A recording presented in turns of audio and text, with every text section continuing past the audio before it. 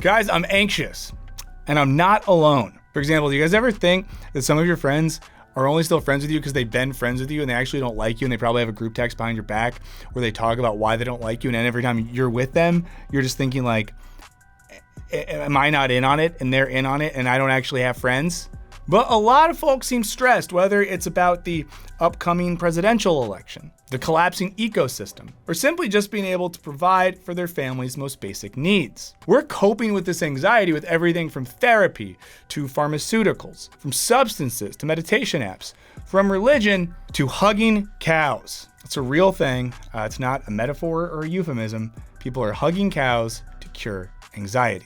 Now, to be clear, for some people, anxiety manifests as a clinical disorder that can be so intense that coping with the demands of daily life can be difficult, if not impossible. And for those of you who are dealing with that, I hope it goes without saying, I've been there.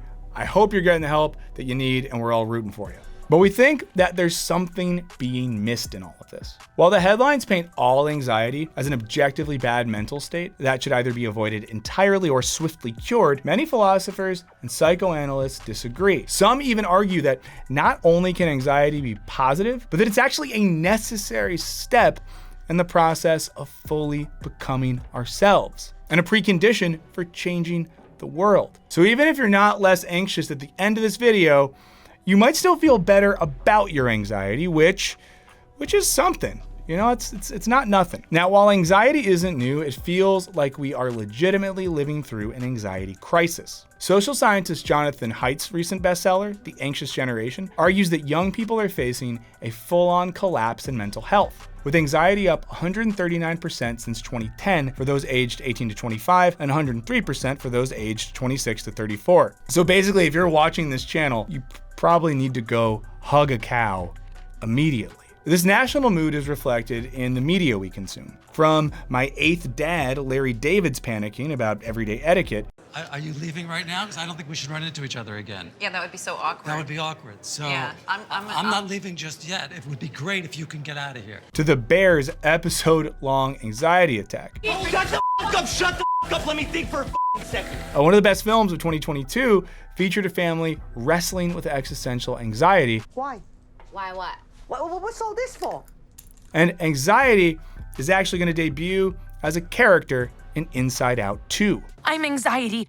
Where can I put my stuff? A new emotion. Oh, I'm sorry. We wanted to make such a good first impression. Now, some root causes of this society-wide condition can be borne out by objective facts. For example, the majority of Americans over 50 are anxious that they'll never be able to retire. And this makes sense because about half of American households have literally no retirement savings. That bleak daydream about trying to do your job at 83 isn't fantastical. It's reasonable. If I'm still doing this at 83, I don't know, I hope I die on camera, that'd be sick. Other causes of anxiety feel less rooted in reality, like the 70% of Americans who are anxious or extremely anxious about keeping their families safe, even though FBI data indicates America is about as safe as it has ever been. FBI data also indicated some things about Martin Luther King Jr. that maybe weren't the best, but who am I to talk about objective history? And to be clear, that's not to dismiss more specific anxieties, like students worried about the astonishing rise in school shootings. But regardless of the statistical validity of your anxiety, it's worth asking, once that anxiety exists, what does it do for you? Well, it's complicated. For example, one study found that climate anxiety can have one of two effects, depending on the person's coping strategies. It can cause some people to take positive action, whether that's living greener lives or getting involved politically, or it can cause eco-paralysis, essentially apathy. And between you and me, if I'm being totally honest, it feels like lately a lot of us are veering dangerously close to the second option. It seems like our current wave of social and political anxiety is rendering us increasingly apathetic, unable to conceive of the potential of really doing something to make the world better, or at least different. But some of the most important names in philosophy have actually argued the opposite, namely that anxiety, far from rendering us prisoners to our own minds, can be the very thing that facilitates our freedom. And I'm going to tell you all about that in just a second, but first, I wanted to say thank you to all of our patrons. We just pushed past 1,000 members of our Patreon community, which feels amazing. We're very humbled by that. So thank you all so much. If you're interested in joining this group, maybe helping us get to 2,000, we have a link in the description. And our Patreon is the best way for you to support us directly. In exchange for that support, you get all of our videos early without ads. We have exclusive podcast content, video content, research extras. You get on our Discord server. At a certain level, I'll give you my home address. That one's expensive though, but we'd love to see you there. And again, it's a great way to support what we're doing. There's a link in the description. Hopefully, I see you there. Okay, so we're not saying that philosophically speaking, anxiety is just good in and of itself. You know, Thomas Aquinas wouldn't call you virtuous for staying up all night tracking glacial melt in Greenland. But for many philosophers, including Kierkegaard, anxiety is a foundational human experience, one that's necessary to properly understand our relationship to the world and our own freedom. And rather than keeping us paralyzed, it can actually facilitate action. Now, Kierkegaard's most focused discussion on the topic is in a book called The Concept of Anxiety. And he would know a thing or two about the subject, as he was a notoriously anxious guy, calling off an engagement to a woman who was reportedly way out of his league because of his anxiety about not being a good husband. He spent the rest of his life alone. The book is a response to some of the philosophical trends of his time, specifically the tendency of idealist philosophers to use logic and objective reason to fully comprehend both the self and the world. In other words, they argued that the same structures and concepts could understand the relation between our minds and reality without any incongruity or gaps or uncertainty. Kierkegaard thought that this ultra-logical approach failed to help us understand actuality, i.e. our actual experience of existence, because the messiness of life doesn't often match up with the philosopher's ideal vision. He writes about this brand of thought, arguing that actuality is not served thereby, for contingency, which is an essential part of the actual, cannot be admitted within the realm of logic. He's saying that when logic doesn't have room for contingency, i.e. the possibility of uncertainty, it's not able to help us understand our actual lived experience. It's like only being told how to dress for LA weather that's 75 degrees and sunny, when in reality, the weather varies wildly throughout the year. No matter how well one logically understands an ideal reality, there's always the possibility that things might be otherwise. But Kierkegaard thought that the logic bros of 19th century Copenhagen failed to understand this, and were thus in the ironic position of thinking they could understand reality in certain terms, treating existence the way we might treat a mathematical equation or a logical proof. He notes that all of this certainty goes out the window in an instant when something happens that exceeds or contradicts our supposedly totalized understanding of reality. These sorts of experiences can just shake up our understanding in the blink of an eye, leaving us with a sense of instability and anxiety. Now, we see this in films like The Truman Show, where our protagonist realizes that the world he's lived in for his entire life and taken as reality is actually a construction. On the radio, on the way to work, start to follow me along, talking about everything that I'm doing. At this moment, there is a seemingly irreconcilable gap between his understanding of reality and reality itself. Why don't you let me fix you some of this new mococo drink? All natural cocoa beans from the upper slopes of Mountain Nicaragua, no artificial sweeteners. What the hell are you talking about? Who are you talking to? Which leads to a feeling of incongruity and a whole lot of anxiety. On a smaller scale, we might feel this when we get fired from a job that we thought we'd have for life. And I guess without benefits, I'll be able to hold my daughter as she, suffers from her asthma that I won't be able to afford the medication for. Or when a relationship that we let define our entire existence suddenly ends. In both cases, we might feel like we'll never work or love again. And Kierkegaard thinks that all of these experiences can lead to anxiety. He writes that in the individual life, anxiety is the instant, meaning that these things happen in an instant, right? Creating a moment where everything seems to change. When this happens, we break with an innocent relation to the world and find ourselves ungrounded and a terrifying feeling of freedom and possibility. I mean, think about it this way, right? Freedom is a thing that sounds cool and good, but imagine you're a little kid and you wake up and you look for your parents in the house, mommy, daddy, and they're just not there. They're just not there. You're totally alone. You're free. You can do anything. Does that feel good? So what I'm saying is, if you have kids and you want to teach them about existential freedom, get up now, leave the house, go driving, 3 hours, 4 hours, go out for a nice dinner, get dessert afterwards. Do the thing where you get dinner at one place and you're like, let's get dessert someplace else. That'd be fun. And then come back and they'll be good. They'll be good to go. Because when we realize the way things are is not necessary, we're suddenly aware of the absolute abyss of freedom at the heart of our existence. It's the existential equivalent of looking down and realizing that there's no ground beneath your feet, or looking up and realizing you live in a giant studio set. Now, we experience this in our own lives in a variety of ways. It could be that we're driving down the highway and we realize that we have the freedom to drive into oncoming traffic at any moment, as does every other car, We're all just sort of trusting in the radical freedom of everyone else, All those people, we're trusting them for all of our lives. It could be breaking with a religious belief system that wants to find our understanding of the world. It could be the experience of social and political events that leave us rethinking everything we once took for granted. Now, here's how Kierkegaard describes it. He writes that anxiety may be compared with dizziness. He whose eye happens to look down into the yawning abyss becomes dizzy. But what is the reason for this? It is just as much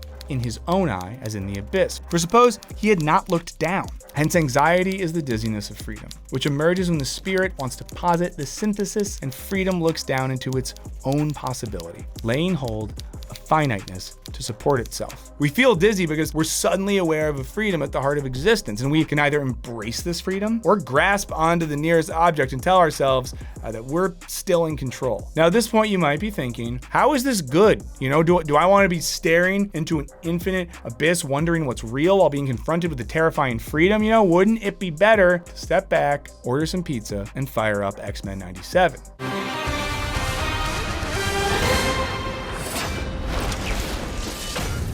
Well, the upside is that in this moment of absolute anxiety, we're made aware of the reality of freedom. And we can accept that this freedom is a part of existence and our own subjectivity. Like Truman, what first might feel terrifying and disorienting can end up creating a more real and free existence. Life becomes scarier and more uncertain, but it also becomes more real and more free. Describing the one who sinks into this sort of abyssal anxiety, Kierkegaard writes, he sank absolutely, but then in turn he emerged from the depth of the abyss lighter than all the troublesome and terrible things in life. And this isn't a one-time thing. We have to embrace the conditions of this anxiety as a constant state, which reminds us of this unconstrained abyss that serves as the condition of our freedom. To put it in Kierkegaard's language, it's an absolutely necessary step in becoming a self, and the first step in living a free and authentic existence. Now, this line of thought continues with 20th century German philosopher, and as we got to note, a member of the Nazi Party, Martin Heidegger. He picked up on Kierkegaard's work, describing anxiety as a fundamental mood of Dasein, which is his word for human existence or subjectivity. Now, as philosopher Simon Critchley explains, Heidegger says that anxiety is a rare and subtle mood, and in one place even compares it with a feeling of calm or peace. It is an anxiety that the free, authentic self first comes into existence. And Heidegger is notoriously difficult to read. You should still try it, but for the sake of this video, I'm going to rely on some of these Critchley quotes. Now, for Heidegger, anxiety isn't fear, which is often about a particular object. For example, I'm afraid of spiders, or I'm afraid of the dark, or I'm afraid of dying at the exact same age as my dad did. Rather, anxiety describes a mood that relates to our existence. As Critchley writes, anxiety is anxious about being in the world as such. Anxiety is experienced in the face of something completely indefinite. For example, if we say we're anxious about a first date, we're more just scared that it might not go well, as we know most of the possible outcomes. Anxiety is more like the abyss that Kierkegaard describes. For Heidegger, Critchley explains, in anxiety, the everyday world slips away, and my home becomes uncanny and strange to me. From being a player in the game of life that I loved, I become an observer of a game that I no longer see the point in playing. Now, it sounds a little bleak, but in the absence of this deeper observation, we're all just like Truman in the first third of the movie, naively thinking that we are fully consistent with the world around us, and that we understand both what is and what's possible in the future. Anxiety helps us see through this, and through that separation, we're able to more firmly become ourselves. To quote Critchley one last time, anxiety is the first experience of our freedom, as a freedom from things and other people. It is a freedom to begin to become myself. Anxiety is perhaps the philosophical mood par excellence. It is the experience of detachment from things and from others where I can begin to think freely for myself. So for Kierkegaard and Heidegger, we can't become an authentic self. We can't experience freedom. We can't be philosophical if we don't first experience anxiety. But how does this help us deal with the paralyzed feeling we get when we're overwhelmed with anxiety about all of the very unchill things currently happening in the world? I'm gonna tell you in a second. That's gonna fix everything. But first of all, I wanted to remind you that we stream right here on YouTube twice a week, Mondays, 10 a.m., Wednesdays, 10 a.m. Pacific time. So check it out. Mondays, we have our Case of the Monday stream. It's just an hour to get your week going. It's a little bit of a fun time. Wednesday is our big show. It's Wisecrack Live. We talk about current events, what's going on in culture.